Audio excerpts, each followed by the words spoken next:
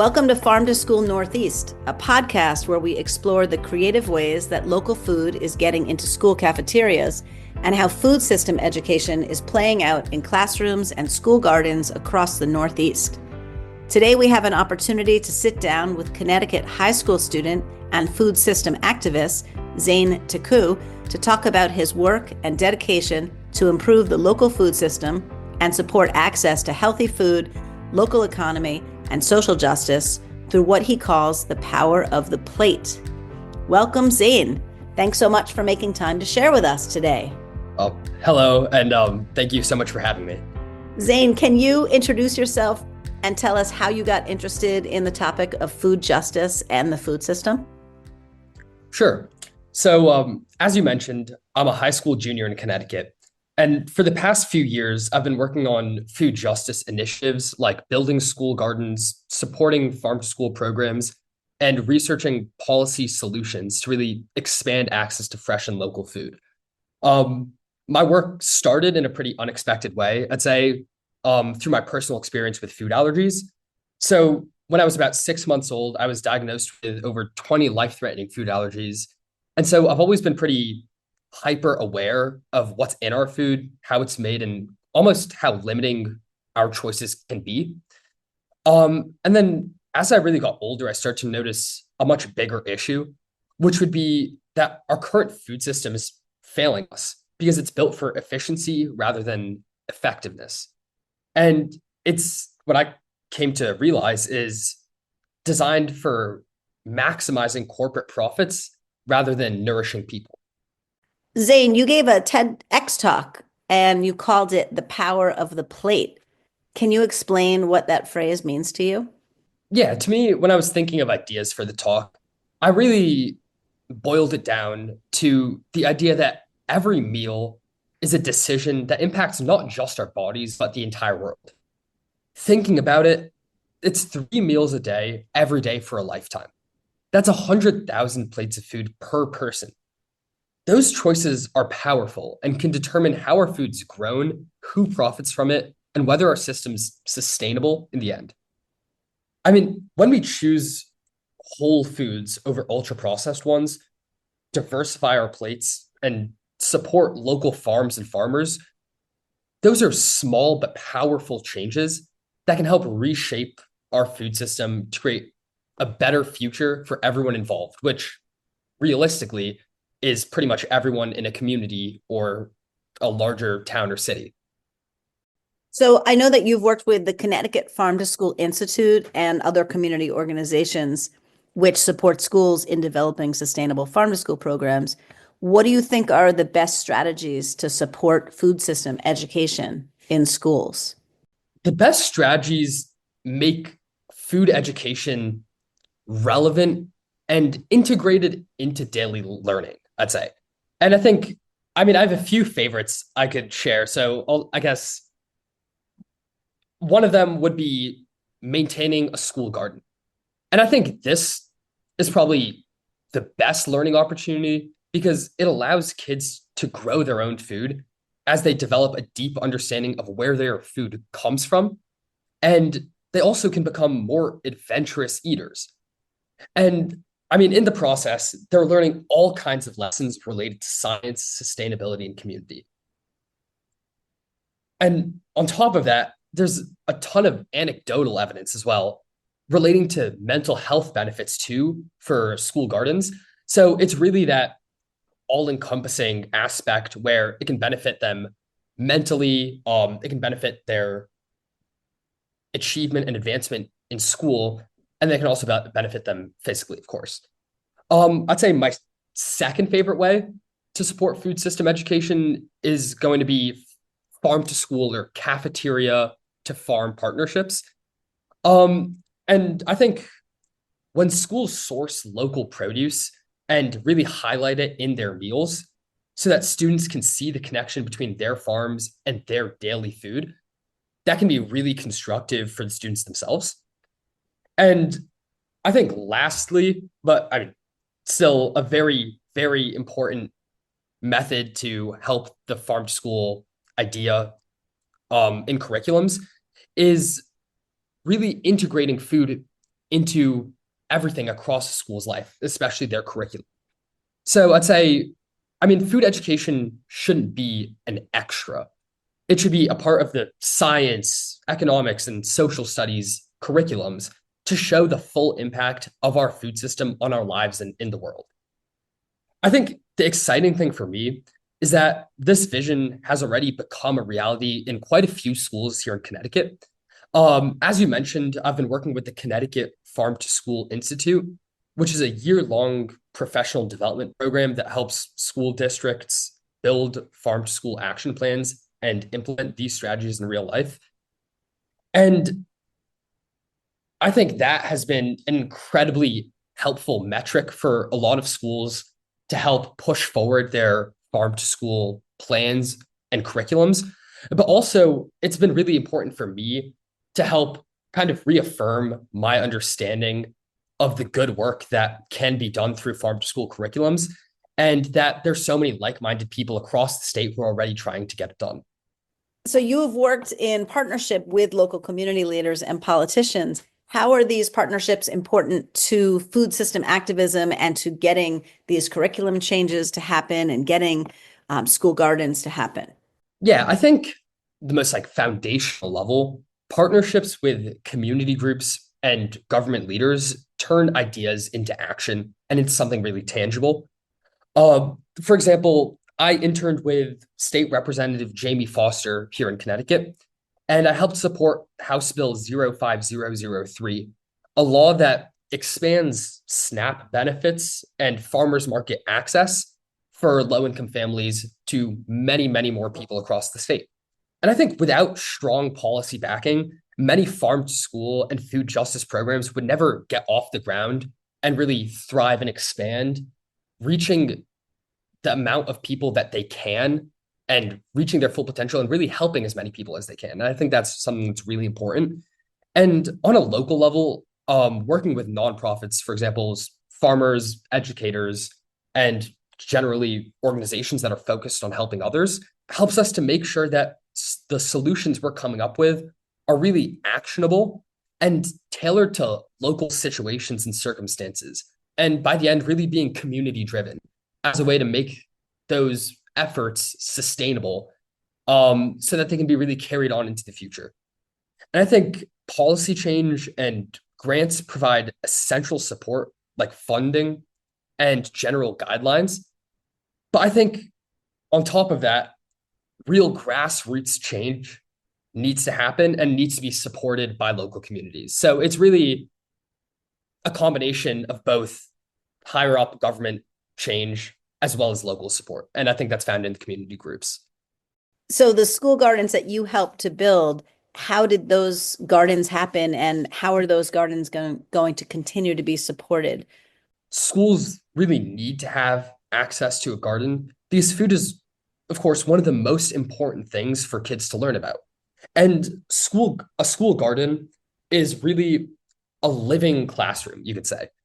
By working in a garden, kids learn where food comes from, kids build food literacy, and generally become more curious and adventurous eaters. For some kids, it's their first hands-on experience with fresh produce and can completely change the way that they view their food. On top of that, I think working in a school garden really fosters a connection to the food and the environment that kids really struggle to get from other places. There's even some evidence that working a garden helps improve mental health by reducing stress and improving focus, which I mentioned a little bit earlier. But specifically, being involved with the crops and working in an environment that children don't really experience on a daily basis improves many aspects of their lives apart from just food literacy or understanding. And all of this really sets kids up for healthy habits and motivates them to view the natural world as something that they can actually impact and care for rather than something that's distantly removed from their daily life, especially if they live in a city or urban environment. With that in mind, I designed a teacher training workshop for preschool educators called Seeds that introduces younger children or students to the basics of our food system. And that was kind of started because back in 2023, I applied for a grant to get the program up and running in some early education centers in Bridgeport. Sadly, didn't get the grant. And, that was pretty disheartening. But I really understood that I had to keep making that effort because it was an important thing to do. And when I was speaking and making the connections with the preschools around Bridgeport, Connecticut, they were so excited to integrate farm to school curriculums and ideas into their programming that I knew not getting the grant wasn't the place where I could stop. So luckily, I'd made some connections in the past few years with organizations across Bridgeport, Connecticut. And so two people that were instrumental in kind of moving the idea forward were Diego Osesis with the Green Village Initiative and Jessica Rosario with Groundwork, both organizations in Bridgeport. I mean, they're awesome organizations. They're nonprofits that support urban farming and school garden initiatives. So they were really helpful in the next step, which was that there was still some leftover grant money that GVI had from the Paul Newman Foundation that could potentially be used for constructing gardens at preschools. And so with Diego's help, we presented GVI's board with a plan. And this time we got the money, which was great. And so we started doing site visits to really understand the schoolyards, looking at where the sunlight was. And really, since it was in the center of Bridgeport, Connecticut, understanding traffic and other factors like that. We also got to do some troubleshooting. For example, one location had no water source. So we ended up making a big rain barrel to water the garden beds. And I do also have to give Diego a big shout out because he drew up a design for these elevated hex beds that would be ideal for preschoolers to work with. And so it's really taking into account who our kind of audience would be, being the preschoolers, and how to best optimize this garden bed idea for them. And so Jessica eventually had her scouting and brought a bunch of volunteers in. And long story short, after a few months, about 2 tons of soil and some seeds later, we had a volunteer youth team come and we constructed a dozen raised garden beds at 3 different Bridgeport preschools. Going forward, we've got a few different strategies to really support these gardens and ensure that the program's sustainable. Like I said before, it's important that these gardens and the garden beds aren't just there, but there's a real understanding about how they should be used and that they can be held and supported and become really a staple of the schools and their curriculum going into the future. I'll be heading back around this spring a few times in person to do some hands-on training with the teachers and students, which is just kind of another way to support that curriculum and support that integration. And on top of that, contributing to a column called Growing Together to the preschool newsletters that includes at-home activities for parents and students to really help get the whole community involved. Really getting that buy-in, I think, is so vital. And I think starting it at the preschools and letting that kind of emanate out back into the homes is a great way to do that. And then, of course, organizations I've been working with and myself will stay in touch with all of the awesome local volunteers to help answer any questions and find solutions to whatever challenges arise. And I think, that's just the best way to kind of go forward and really ensure that the opportunity that we were able to create with the garden beds is really maximized. And it can serve as a great example for other preschools or schools that are interested in integrating a garden into their curriculum in the future. So Zane, what has inspired you? You mentioned that you had significant food allergies to contend with, and but what has inspired you to get into gardening? Have you had gardens at your school? Are there educators you've had that have put this into curriculum? What has given you this excitement and this passion? Mm-hmm. Yeah, so really coming away from the food allergies, I really want to just develop an understanding for the food that we eat. And so in my schools or school system, there was never really a school garden that I had experience with, and teachers never really integrated it into any classes or curriculums. But when I was really looking to understand more about the food that we eat and how it impacted ourselves, I thought the best way to go about doing that would be to understand the food itself and really start from the bottom and then slowly work my way up until I could feel pretty comfortably informed and start making an impact myself. So that really came as me reaching out to a few different farms across nearby areas in Connecticut and beginning to work on them. So a few years ago now, I reached out and was able to intern at Wakeman Town Farm in Westport, Connecticut. And that was a great experience because I was able to help out with growing crops, tending to livestock, even at a portion, and also helping to run their local farm stand. And so that was really, really insightful for me to understand from when the seeds planted, the preparation that farmers do, all the way through when it's getting sold and distributed to the community. And it was honestly pretty special to see how different members of the community would come in and were so excited to have such fresh local food and even learn new ways to cook food or experience new produce that they've never tried before. And so that was kind of the first portion. And secondly, I was able to work with the organization GVI, which I had mentioned. They focus on creating urban farms in cities around Bridgeport, Connecticut. So I was able to work with them on their urban farm, which gave a completely new perspective as well, additionally, to a more rural farm about the benefits that really thoughtful agriculture can have on communities. So yeah, those two experiences really kind of transitioned me into understanding how gardening and urban agriculture and garden-based learning can improve the lives of so many people. And yeah, that transition that kind of set the groundwork for the rest of my work in these last few years. So, as a young activist, can you speak to how adults, whether they're community members or educators, how can adults support your work as a leader? And what is the best way for educators and adults to support young leaders as they emerge? Yeah, I think the biggest thing would be to give young people really a seat at the table. And it seems like all of the opportunities for gaining experience and making a difference opened up, or at least for me when I was looking probably a few years ago, the day you turn 18. But there are countless like driven young people who really aren't willing to wait and until their 18th birthday and really would love to make an impact before then. I feel like too often adults see youth activism as just inspiring rather than like really impactful.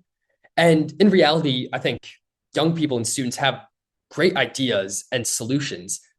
And I think they really just need opportunities to implement them or even understand flaws in their ideas. So that'll really shape them and channel them into being really impactful advocates for the rest of their life. And of course, yeah, they also need access to mentors who will challenge their ideas. So I think having that collaborative community, which is really in support of young people and understands that they are the future of that activism, is a really important thing. To give one example, I've been involved with a group called the Farm to School Collaborative here in Connecticut for about a year now. And I've been helping to build out their youth connection platform. That's one of the projects I've been working on with them. And one simple adjustment they made was to move their monthly meetings from the morning to the afternoon so that school-aged volunteers and students can attend and be a part of the decision-making conversations. And I think such a simple step like that is so powerful because it even gives youth the option to not sacrifice going to school, but also be involved.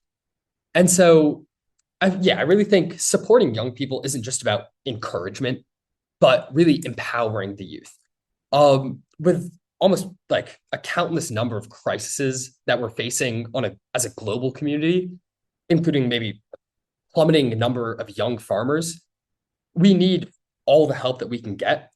And finding and implementing those solutions is so much more successful with that diversity and plethora of new perspectives that young people kind of provide. And I think involving young people in real world experiences and mentorships is how we can reshape that future that is called into question so much by so many of the global problems that we're facing.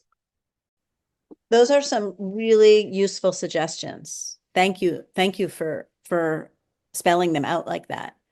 What are the ways that you continue to be involved in the food system and food justice work, and what's next for you? Yeah, so I mentioned the Seeds workshop, and that's kind of under my organization, FEI. But I'm still working hard on initiatives to expand urban agriculture and food literacy education in Bridgeport with groundwork in GVI.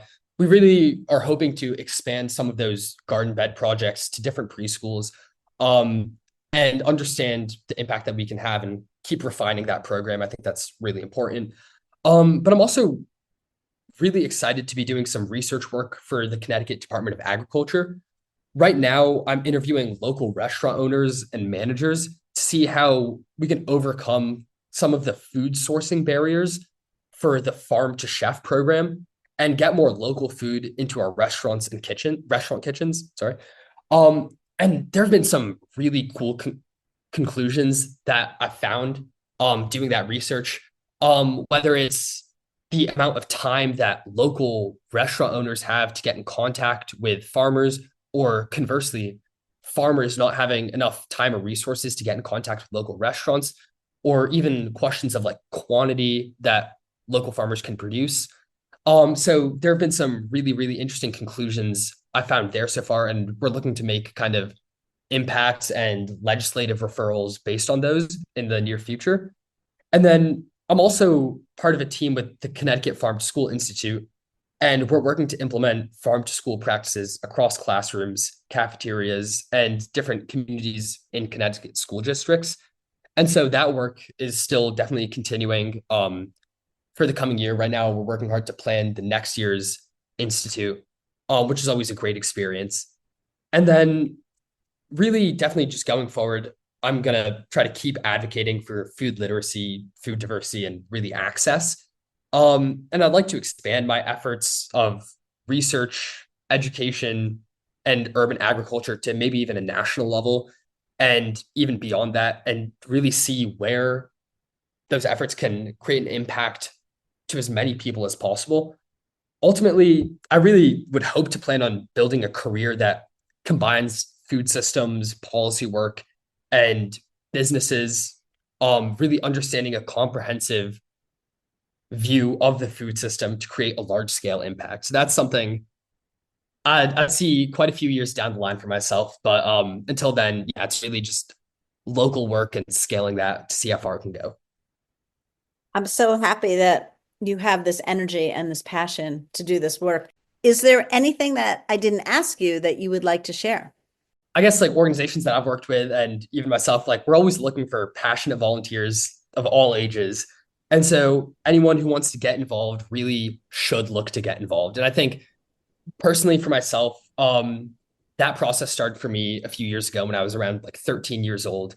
And it took a bit of trying, but there's always an organization who's willing to get extra volunteers and extra members. And so I think that's something really important. If people want to get involved, they definitely can. And there's a lot of ways to do so. Anyone who would want to reach out to me can connect with me on LinkedIn at Zane Tickoo. And I think overall, I just really want a lot of people to understand that change starts small.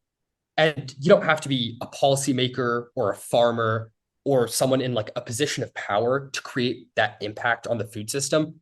I mean, as a student, a 13-year-old who was looking to kind of make an impact and see where our food system is going in the future, I was eventually able to find ways to get involved and to help make a pretty meaningful impact on a personal level with a lot of people. So I think that's just something to really keep in mind that, I mean, I said in the TEDx talk, it starts with one meal, one choice, and one action.